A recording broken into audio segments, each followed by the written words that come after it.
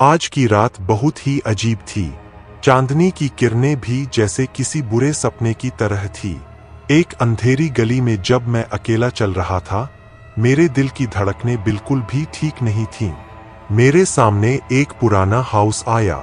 वहां की छत पर किसी का साया नजर आया, लेकिन मैंने इसे ध्यान नहीं दिया। जब मैं वहां से गुजर रहा था, तो मुझे आवाज सुनाई दी। कौन है?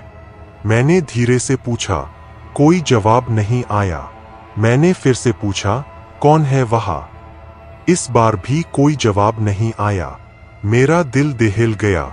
मैंने उस दिशा में देखा जहां से आवाज आ रही थी, और वहां एक हाथ नजर आया। मैंने भाग निकला, लेकिन हर जगह सिर्फ अंधेरा था। मेरे पास कोई रास्ता नहीं था। मैं उस अंधेरे हाउस के पास पहुंच गया। दरवाजे पर एक बड़ा ताला लगा हुआ था। मैंने धीरे से ताला खोला और हाउस में घुस गया। अंधेरा था, लेकिन मैंने अपना मोबाइल लाइट जलाया। हाउस बहुत ही पुराना और डरावना था। मैं उस अंधेरे कमरे में घुस गया जहां से आवाज आ रही थी। वहां एक लाश पड़ी थी। मैंने वहां जाकर देखा और मेरी सांसें रुक गई। लाश के पास एक पुरानी किताब थी। मैंने उस किताब को उठाया और पढ़ने लगा। वह किताब कुछ अंधेरी शक्तियों के बारे में थी।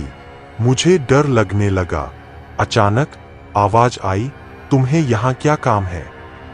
मैं उचित तरीके से उठा और पीछे मुड़कर देखा। वहां एक पुरानी महिला खड़ी थी, जिसका चेहरा अंधेरे में डूबा हुआ था। मैं यहाँ किताब के बारे में पढ़ रहा था। मैंने डर के साथ कहा, तुम्हें यहाँ कुछ नहीं मिलेगा। तुम्हें यहाँ से जल्दी निकल जाना चाहिए। वह महिला बोली।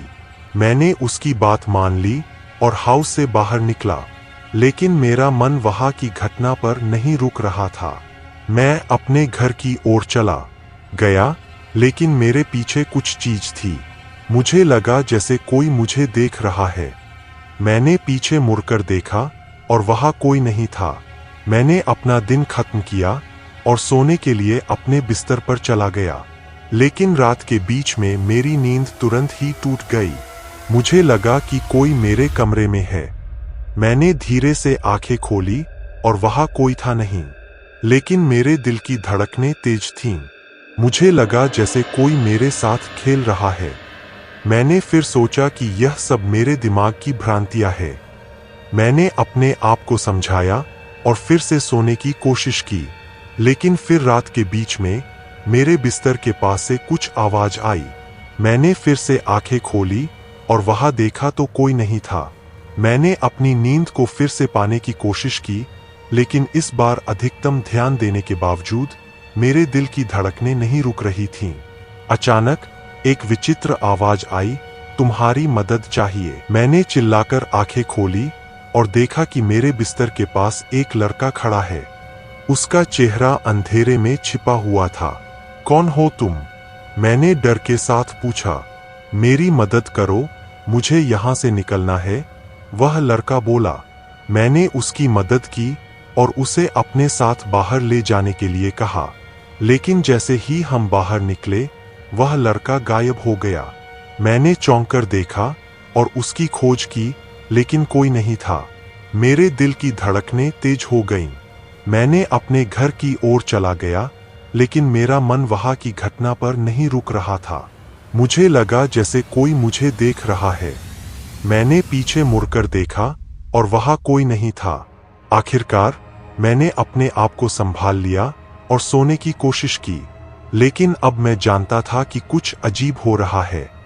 रात के बीच में मैंने अपने घर में एक गर्भस्थ महिला की आवाज सुनी।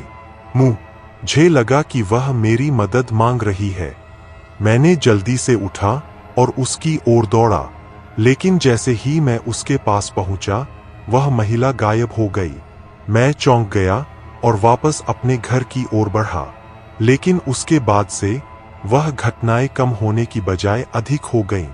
मैंने उस हाउस की घटना को अपने मन से मिटाने का प्रयास किया, लेकिन मेरे साथ बहुत कुछ हो गया था। आज भी जब रात का अंधेरा आता है, मेरे दिल की धड़कनें तेज हो जाती है। कभी कभी मुझे लगता है कि कोई मेरी खोज कर रहा है, लेकिन क्या यह सच है या मेरा दिमाग मुझसे खिलवाड़ कर रहा है, यह मुझे कभी नहीं पता चला। यह कहानी सिर्फ एक हॉरर कहानी नहीं है, बल्कि एक अनजाने में खोए हुए दिमाग के अंधेरे का वर्णन करती है, जिसमें हमें अक्सर अपने आत्मविश्वास पर सवाल करने की जरूरत होती है और हमें अपने दिल की बात सुनने की जरूरत होती है, ताकि हम अपने दिल के भय को पहचान सकें और उसे पार कर सकें।